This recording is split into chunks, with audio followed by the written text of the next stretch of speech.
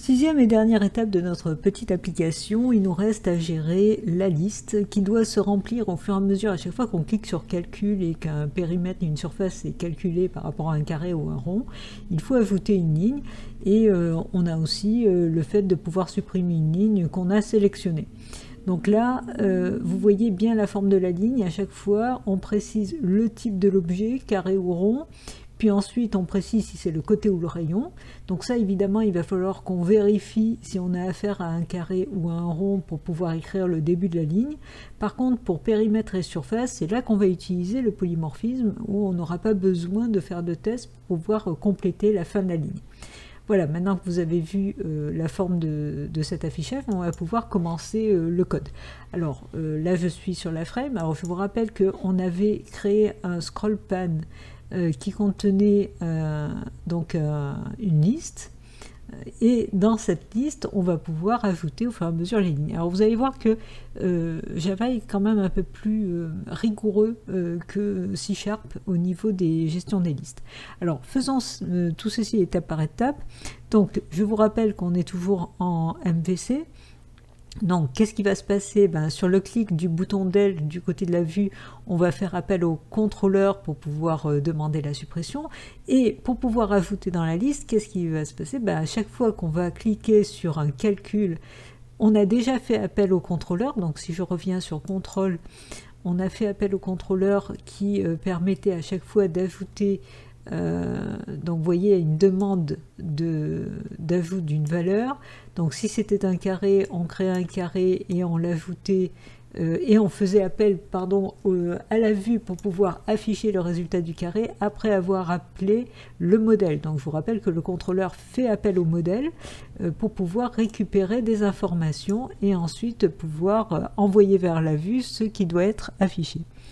Donc lorsque le contrôleur reçoit une mesure, il faut ajouter cette forme aussi, cette mesure, dans une collection. Il va falloir qu'on mémorise, pour pouvoir gérer cette liste, il va falloir qu'on mémorise une collection.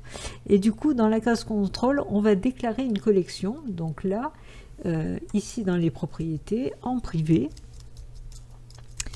on va déclarer une collection. Alors la collection, c'est une ArrayList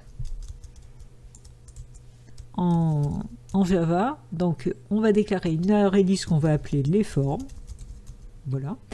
Et alors il ne connaît pas ArrayList, on va pouvoir ajouter donc voilà, import ArrayList. Donc là il va reconnaître. Ok. Et une fois que j'ai ajouté donc l'import nécessaire, je vais pouvoir créer en faisant new, donc un new ArrayList. Et comme c'est une collection, je lui précise le type d'objet qu'elle va contenir. Alors, qu'est-ce que je précise? Rappelez-vous, dans les classes qu'on a créées dans le modèle, on a carré, on a rond, et on a l'interface forme. Alors, ma liste, mon ArrayList, les formes doit contenir soit des carrés, soit des ronds. Donc, je peux difficilement préciser ici carré ou rond. Par contre, je peux lui dire que c'est une ArrayList de forme. Parce qu'une forme, eh bien, automatiquement, c'est soit un carré, soit un rond, puisque forme, c'est une interface, une sorte de classe abstraite qui va me permettre de préciser ensuite si c'est un carré ou un rond. Mais donc, c'est au-dessus de carré et de rond. Du coup, là, j'ai le droit de faire ça. Alors, c'est pas pour autant que j'instancie des objets de type forme. Attention, hein, là, j'ai instancié une collection dont je précise que chaque élément va être une forme, mais ça ne sera pas un new form. Je ne pourrai pas faire new form. Ça sera soit un new carré, soit un new rond. Alors, il ne connaît pas forme, c'est normal parce qu'on n'est pas dans le même package. Donc, je fais un import form de modèle. Voilà, et là, ça marche. Donc, une fois que j'ai fait ça, je vais pouvoir, effectivement, à chaque fois que la vue m'a sollicité pour pouvoir demander des informations sur le carré et le rond pour avoir le calcul du périmètre et de la surface, eh bien je viens d'avoir en quelque sorte une nouvelle mesure qui s'ajoutera ensuite dans la liste. Donc cette nouvelle mesure, je vais l'ajouter dans la forme. Donc ajout de la nouvelle forme dans la collection. Donc là je prends les formes, et je fais tout simplement un point add. Voilà, et je précise ce que je veux ajouter. Alors attention, c'est là que j'ai un petit problème, c'est que, donc là évidemment c'est pas arc0, hein, on est d'accord, il faut que je me dise quel paramètre je dois ajouter, mais le problème c'est que j'ai créé soit un carré, soit un rond. Alors qu'est-ce que j'ajoute ici? Alors là ça pose un vrai problème. Donc évidemment je peux pas rester comme ça, je peux pas laisser un carré ou un rond. Donc l'idée c'est plutôt, juste avant le test, de créer une forme de type forme, enfin de déclarer, parce que je ne peux pas la créer, hein, je ne peux pas faire un new sur une interface. Donc je déclare une forme, et du coup, cette forme qui est de type forme, je vais ici l'utiliser à la place de un carré, je vais l'appeler une forme, qui reçoit un new carré, ou bien une forme qui reçoit un new rond, parce qu'une forme, c'est effectivement soit un carré, soit un rond. Donc je peux instancier soit la classe carré, soit la classe rond dans l'objet une forme qui est de type forme. Alors évidemment là, il ne reconnaît plus un carré, c'est normal, puisque maintenant c'est une forme. Donc pareil ici, alors, je vais copier-coller tout ça. Donc là, ici, c'est une forme. Pareil ici. Et pareil ici. Du coup, en faisant ce système-là, j'ai toujours manipulé un objet, une forme qui est de type forme. Du coup, là, je peux ajouter une forme. Je mets ici une forme. Et là, ça marche. Donc là, c'est assez fort comme système quand même, hein. C'est-à-dire qu'on est parti d'une interface. Et évidemment, à chaque fois, on instancie une vraie classe, hein, soit carré, soit rond, qu'on affecte dans une forme qui est de type forme. Donc du coup, on va bien ajouter soit un carré, soit un rond à chaque fois dans ma collection. Voilà, donc ça fonctionne bien. Donc maintenant, étape suivante, on va demander à la frame d'afficher dans la liste, hein, d'ajouter cette ligne. Et pour ça, effectivement, alors c'est quelque chose que une méthode que je vais appeler ici, hein, juste après avoir ajouté la forme dans la collection, j'ai besoin d'appeler une méthode de la frame qui va m'afficher la liste. Alors pour cela, je vais commencer par créer cette méthode dans la frame. Donc je vais dans la partie source et je vais créer une méthode. Alors je remonte. Voilà. Et donc je vais créer une méthode, donc on s'occupera du del plus tard. Donc en public, je vais créer une méthode que je vais appeler, alors je vais demander l'affichage. Alors comment je peux appeler cette méthode? Mise à jour, oui. En fait, je vais remplir. Oula, qu'est-ce qui s'est passé là? Voilà. Donc je vais remplir la liste avec donc tous les éléments. Donc mise à jour lst form. Voilà. Donc, et cette méthode, en fait, elle va remplir la liste à partir de quoi? À partir de la collection. Or, la collection, je l'ai créée dans contrôle. Donc, j'ai besoin de la recevoir en paramètre. Donc, ce que je reçois en paramètre, c'est une EureList de forme que je vais appeler les formes. Je pourrais l'appeler autrement, hein. Je ne suis pas obligé de donner le même nom que j'ai donné de l'autre côté, mais bon, voilà, autant donner le même nom, c'est plus clair. Alors, évidemment, il y a quelques imports à faire. EureList, il ne connaît pas. Donc, il devrait me proposer l'import. Alors, il ne le propose pas. C'est dommage. On va faire étape par étape. On va d'abord mettre juste EureList. Et là, il devrait me proposer, voilà, l'import. Et ensuite, je vais rajouter forme. Et là, il devrait me proposer l'import. Voilà. Ouais, donc ça, cette méthode va permettre de remplir la liste avec les informations des formes. Et évidemment, cette méthode, je vais l'appeler, si je retourne dans le contrôle, je vais l'appeler juste ici. Donc demande à la vue de remplir la liste de formes. Donc là, je passe pour solliciter la vue. Je vous rappelle que la vue c'est FRM form. Donc je passe par FRM form. Point. Et là, je vais avoir ma méthode mise à jour. Vous voyez, mise à jour list form, qui attend en paramètre, justement, je l'ai appelé les formes, donc voilà.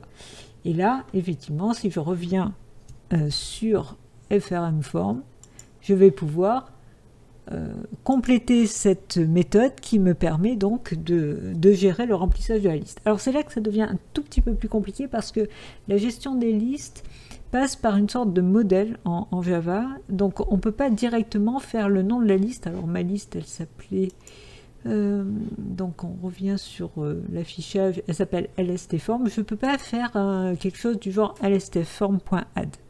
Alors je dois dans un premier temps déclarer, alors je vais déclarer en privé un objet de type default list model.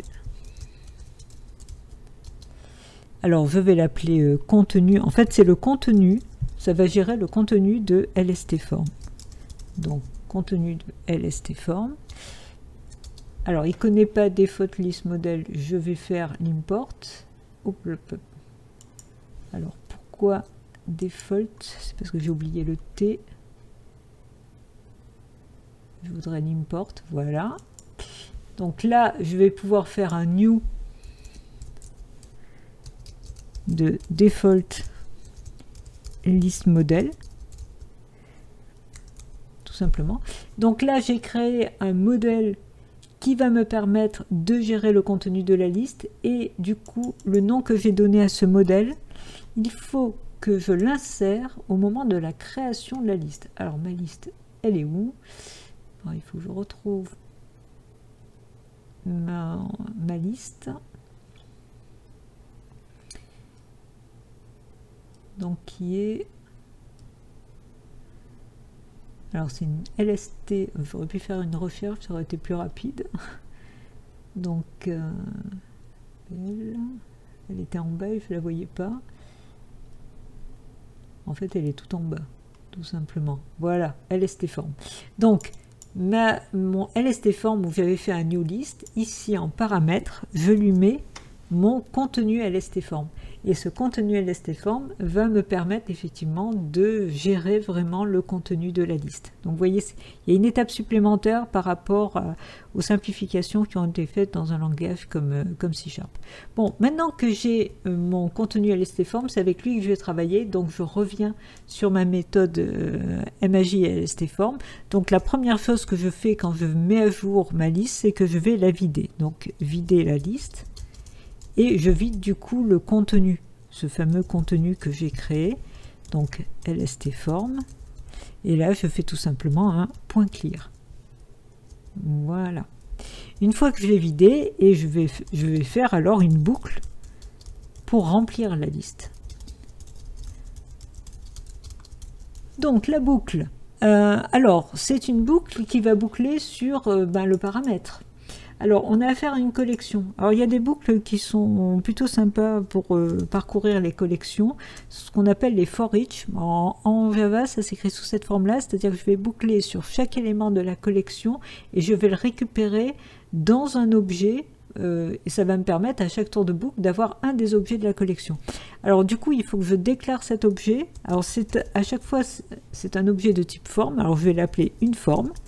Donc, c'est une forme qui est de type forme et qui est récupérée dans la collection les formes. Donc là, qu'est-ce qui va se passer? À chaque fois qu'il va boucler, il va dans la collection récupérer un des objets de la collection, dans l'ordre tout simplement, et il va le transférer dans une forme qui est de type forme. Alors, je vous rappelle que forme, c'est mon interface qui est au-dessus, qui permet de formater en quelque sorte les deux classes carré et rond. Donc à chaque fois, évidemment, dans la boucle, je vous rappelle qu'on donne une ligne à construire en mettant carré, deux points, et puis côté, la valeur du côté, mais ensuite périmètre surface, et puis pareil pour le rond. Donc je vais construire une ligne à l'intérieur pour chacune des formes, et cette ligne, alors bien sûr c'est un string, donc je vais déclarer une ligne de type string, et là pour le début de la ligne je suis obligé de me demander quel est le type de la forme. Est-ce que la forme c'est un carré ou c'est un rond, et ça va me permettre de déterminer le début de la ligne. Donc je suis obligé de faire d'abord un if. Alors, un if sur une forme. Alors, pour vérifier le type de la forme, en C# c'était is, en Java c'est instance of. Voilà, vous voyez, il reconnaît le mot réservé, hein, puisqu'il le met en couleur. Donc, si c'est un carré, si c'est donc de la classe carré, alors il ne reconnaît pas la classe carré, c'est pas un problème, on va l'importer. Voilà, parce qu'il ne vient pas du même package. Donc si c'est un carré, à ce moment-là, je commence la construction de ma ligne en lui mettant au début, donc entre guillemets, un carré, 2 points, et puis c'est côté égal. Et là, derrière, je vais lui coller côté, enfin la récupération du côté. Alors je suis dans le FRM form, je peux accéder par mon objet une forme, je peux accéder normalement à getCôté, mais là si je fais point, vous allez voir que j'ai pas getCôté. Alors pourquoi je n'ai pas getCôté? Parce qu'une forme, ce n'est pas un objet de type carré, enfin si, c'est un objet de type carré, mais je l'ai déclaré en tant que forme. Donc, même si c'est une forme, l'ordinateur n'accède qu'au contenu de forme et il n'accède pas au contenu de la classe carré. Ça veut dire qu'il faut que je transtype une forme en carré pour accéder aux méthodes carré. Donc, je mets carré entre parenthèses devant une forme, et si je mets tout ceci entre parenthèses, là, j'ai transtypé une forme en carré. Du coup, si je mets un point ici, j'accède à toutes les méthodes qui concernent donc la classe carré. Et entre autres, je vais avoir le getCôté qui est ici tout simplement. Voilà. Donc là, je récupère la valeur de getCôté que j'ai collée à la suite de la ligne. Alors, je vais faire la même chose dans le else où cette fois-ci j'ai affaire à un rond, donc j'ai même pas besoin de retester. Alors, dans ligne, je vais cette fois-ci lui marquer rond. 2 points, et là cette fois-ci c'est pas le côté mais c'est le rayon qu'on a comme valeur, et derrière je vais pas oublier de transtyper en rond une forme pour pouvoir accéder avec le point. Alors le rond, alors il n'accède pas parce que rond il connaît pas, hein, donc c'est rien, je vais faire juste l'import correspondant, et là je remets le point et je vais accéder au getRayon. Voilà. Alors il nous reste à mettre le périmètre et la surface, mais le périmètre et la surface, je vous rappelle que ce sont des méthodes qui ont été définies. Si je reviens dans l'interface forme, ce sont des méthodes qui ont été définies ici en abstract et qui sont donc redéfinies dans rond et carré. C'est là qu'on va utiliser évidemment le polymorphisme, c'est-à-dire qu'on n'a pas besoin de réécrire dans le alors et dans le sinon. À l'extérieur du test, je peux directement continuer la construction de la ligne en faisant plus égal, hein, donc je concatène des informations dans la ligne, et là je vais pouvoir mettre donc périmètre égal, et là derrière dans le périmètre, je vais récupérer le périmètre sans avoir besoin de transtyper, c'est-à-dire que je peux faire directement une forme point, et là vous allez voir que j'accède au périmètre. Vous voyez, c'est normal parce que c'est une méthode qui a été déclarée abstraite dans la classe, dans l'interface, donc automatiquement je peux y accéder sans avoir à transtyper, et derrière je colle la surface égale de la même façon. Donc surface égale, et je fais plus une forme, point, et je dois accéder à la surface. Tout simplement. Bon, là, théoriquement, vous devriez sentir la puissance du polymorphisme quand même. Du coup, on voit bien dans cet exemple le côté où j'accède à des méthodes qui ne sont pas dans l'interface forme. Donc je suis obligée de transtyper pour pouvoir accéder à la bonne méthode qui se trouve directement dans la classe. Par contre, pour les méthodes périmètre et surface qui étaient déclarées dans forme, eh bien, je n'ai pas besoin de transtyper. Même si, attention, il va bien aller chercher périmètre dans la classe carré si une forme est un carré, ou dans la classe rond si une forme est un rond. Parce qu'on est bien d'accord que dans forme.java, j'ai rien dans périmètre et dans surface. Donc il faut que lui-même, tout seul, il transtype pour aller ensuite dans la classe rond et récupérer, par exemple, le contenu du calcul du périmètre de la classe rond. Donc là, c'est quand même assez puissant comme système. Donc là, qu'est-ce qu'il nous reste à faire? Maintenant que la ligne est construite, alors, ça serait bien que je sorte... non, voilà, quand la ligne est construite, pardon, on va l'ajouter, ajout dans la liste. Puisque maintenant ma ligne est construite. Alors, je reprends mon contenu LST form, et il suffit que je fasse un add élément, voilà, et je lui précise ce que je veux ajouter. Ben, ce que je veux ajouter, c'est la ligne. Voilà, bon là, alors, récapitulons, lorsque on clique sur le bouton, donc sur un bouton, voilà, CMD calcul carré par exemple, on appelle dans le contrôleur demande FRM forme valeur, donc on retourne dans le contrôle et on appelle cette méthode. Cette méthode, qu'est-ce qu'elle fait? Elle permet de créer une forme de type carré ou de type rond, et puis elle fait appel à la vue pour afficher le résultat, c'est-à-dire afficher, vous savez, sur le haut de la fenêtre, le périmètre et la surface. Mais maintenant, ce qu'elle fait aussi, c'est qu'elle ajoute cette forme dans la collection et qu'elle fait appel encore une fois à la vue pour pouvoir mettre à jour la liste. Et effectivement, MAJ list form qui est appelé par le contrôleur, on retourne dans la vue, le MAJ list form est ici et va parcourir la collection qui a été créée et remplie dans le contrôleur pour pouvoir mettre à jour la liste. Eh bien, on va pouvoir tester pour voir si ce qu'on a fait pour le moment fonctionne. On obtient la fenêtre d'exécution, donc si jamais je précise par exemple 3 pour le côté du carré et que je fais calcul, vous voyez là il m'a marqué carré côté 3 et puis il me met le périmètre et la surface. Si du côté du rayon je mets 3 aussi par exemple et que je fais calcul, il a bien mis rond du côté du rond, voilà, rayon 3 et puis il m'a calculé le périmètre et la surface. Je remodifie ici, je mets 5 par exemple, vous voyez il me rajoute le carré. Donc la première partie fonctionne. Maintenant ce qui nous reste à faire, c'est que quand je sélectionne une ligne et que je clique sur del, qu'il me supprime la ligne sélectionnée. Donc c'est parti, on va s'occuper de cet aspect là maintenant. Donc sur le clic du bouton del, il faut qu'on fasse appel au contrôleur pour pouvoir supprimer la ligne et demander en fait le réaffichage correct de la liste. Donc commençons par écrire cette méthode dans le contrôleur qu'il va falloir ensuite appeler derrière le bouton del. Donc là, je vais créer une nouvelle méthode en public que je vais appeler, cette fois-ci c'est toujours une demande comme la méthode au-dessus, hein, une demande FRM form, mais cette fois-ci c'est pour la suppression. Donc là, cette méthode, il faut que je reçoive en fait l'indice de la ligne que je veux supprimer, qui est en fait le même que l'indice dans la collection. Donc int indice.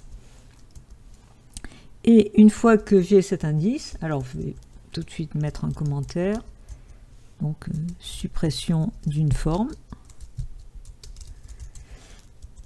Donc là, la première chose que je vais faire, c'est suppression dans la collection.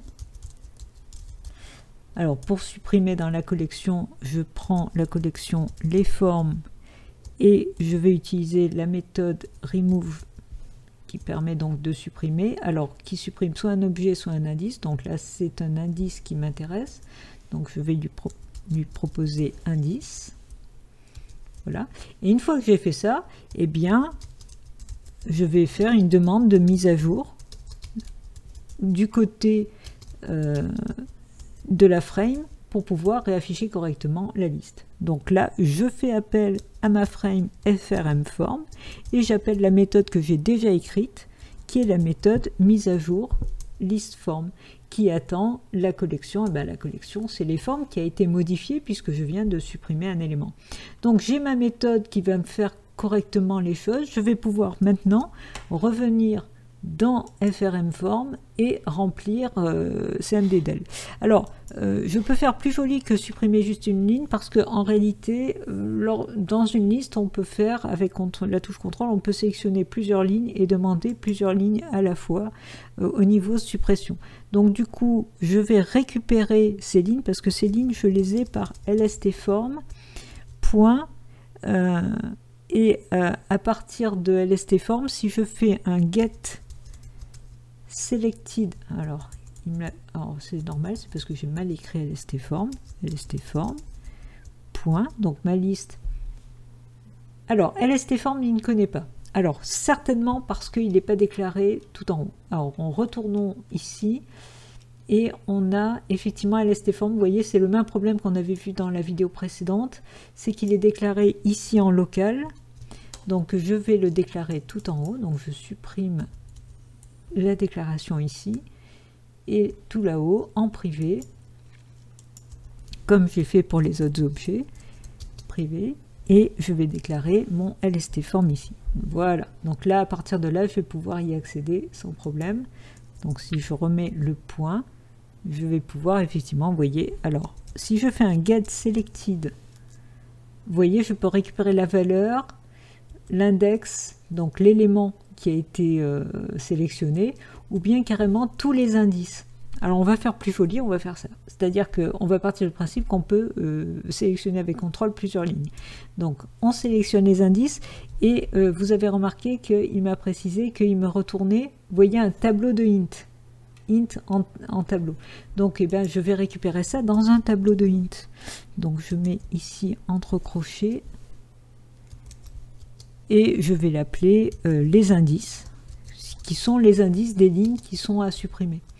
Donc là, alors il manque un petit égal pour que ça ne fasse pas d'erreur. Voilà, donc dans le tableau les indices, je récupère tous les indices à supprimer. Du coup, il suffit que je parcours. Mais alors attention, là il y a un piège assez intéressant, c'est-à-dire qu'à chaque fois qu'on supprime une ligne dans une collection et dans une liste, tout se décale automatiquement. Donc si vous commencez, par exemple, si c'est la ligne 2 et la ligne 4 à supprimer, si vous supprimez la ligne 2, attention, le numéro que j'ai récupéré dans l'indice qui est ligne 2 et 4, la ligne 4 n'est plus la ligne 4 à supprimer, elle va devenir la ligne 3, parce que la ligne 2 étant supprimée, la 3 devient la 2, la 4 devient la 3, etc. Tout est décalé au fur et à mesure qu'on supprime. Ça veut dire qu'il faut commencer par la fin. Donc, le cas, au lieu de le démarrer à 0, je vais le démarrer au dernier numéro, c'est-à-dire à les indices .length. Donc voilà. Alors moins 1 évidemment, hein, puisque la longueur, puisque les indices commencent à 0. Hein. Donc là, je vais démarrer à la fin. Du coup, je boucle tant que mon cas est plus grand ou égal à 0. Je vais arrêter quand j'arriverai à 0. Et du coup, à chaque tour de boucle, je diminue mon cas au lieu de l'augmenter. Donc je fais une boucle à l'envers, de façon à pouvoir commencer par supprimer par la fin. Et là, dans ma boucle, eh ben, je fais appel à mon contrôleur, à la méthode que je viens d'écrire dans le contrôleur, qui est la demande de del, hein, de suppression. Et à chaque fois, je lui envoie l'indice que je veux supprimer, c'est-à-dire dans mon tableau les indices, je lui envoie le km, hein, puisque avec mon cas qui a démarré à partir de la fin. Donc là, dans les indices, j'ai bien tous les indices des lignes que je veux supprimer. À chaque tour de boucle, en partant de la fin, je lui envoie une des lignes à supprimer, l'indice à supprimer. Et évidemment, le contrôleur va exécuter donc la demande frmForm del, donc je reviens sur le contrôleur, et qui va supprimer la ligne dans ma collection et qui va redemander au formulaire frame de réexécuter MAJ list form qui permet de re-remplir correctement la liste. Vous voyez toujours ce système de MVC où la vue ne prend pas de décision, elle ne fait que des demandes et elle ne fait que recevoir des ordres. C'est pas elle qui va supprimer par exemple dans sa liste une information. Elle ne fait que demander une suppression et elle reçoit l'ordre de supprimer du contrôleur. C'est bien le contrôleur qui décide tout. Alors on va pouvoir exécuter pour voir si ça fonctionne. Oh, j'avais oublié d'enregistrer, donc on va faire OK pour enregistrer. Effectivement, il faut avoir toujours ce réflexe. Donc retestons, on va du coup ajouter plusieurs informations, donc 3, 5, là je vais ajouter 4, 2, là je vais ajouter 4 aussi, voilà, donc là j'ai plusieurs lignes, et si je sélectionne, donc là j'ai 2 carrés, 1, 3, 1, 5, puis 2 ronds, 4, 2, puis un carré 4, alors je vais sélectionner le carré côté 5 et le rond avec contrôle et le rond côté rayon 2.